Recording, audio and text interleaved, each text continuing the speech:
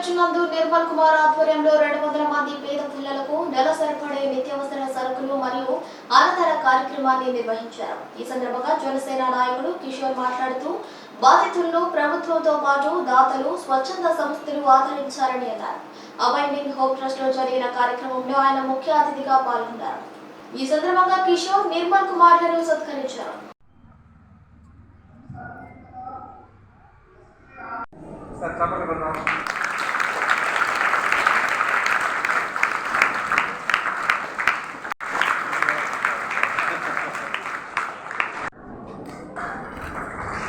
అబైండింగ్ church నందు నిర్మల్ కుమార్ ఆధ్వర్యంలో 200 మంది పేద పిల్లలకు నెల సరిపడే నిత్యావసర సరుకులు మరియు అన్నదాన కార్యక్రమాన్ని నిర్వహించారు. ఈ సందర్భంగా జనసేన నాయకుడు కిషోర్ మాట్లాడుతూ బాధితులను ప్రభుత్వంతో పాటు దాతలు స్వచ్ఛంద సంస్థలు ఆదరించారని అన్నారు.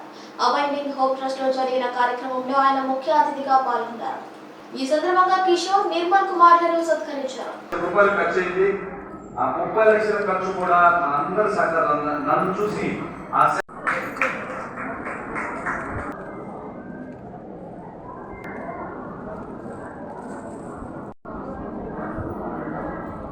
గడిచిన 3 సంవత్సరాల నుంచి మరి న్యూట్రిషియస్ ఫుడ్ బలహీనంగా ఉండే పిల్లలకి మేము ఇక్కడ ఇస్తూ ఉన్నాం.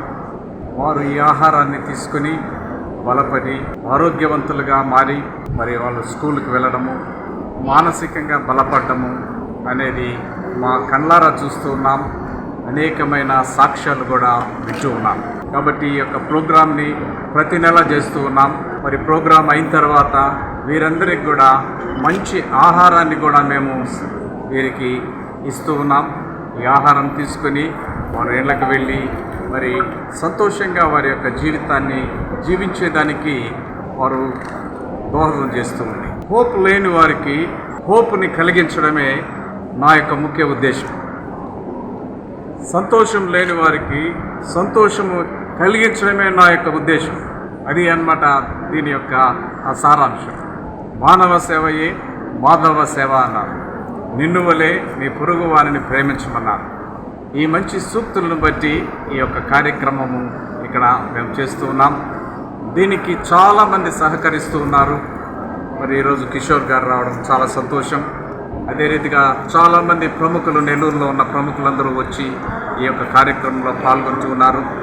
ఇంకా అనేక మంది నాతో చేతులు కలిపితే ఈ యొక్క కార్యక్రమాన్ని ఇంకా ఎక్కువ మందికి ఇచ్చేదానికి ఆస్కారం ఉంటుంది.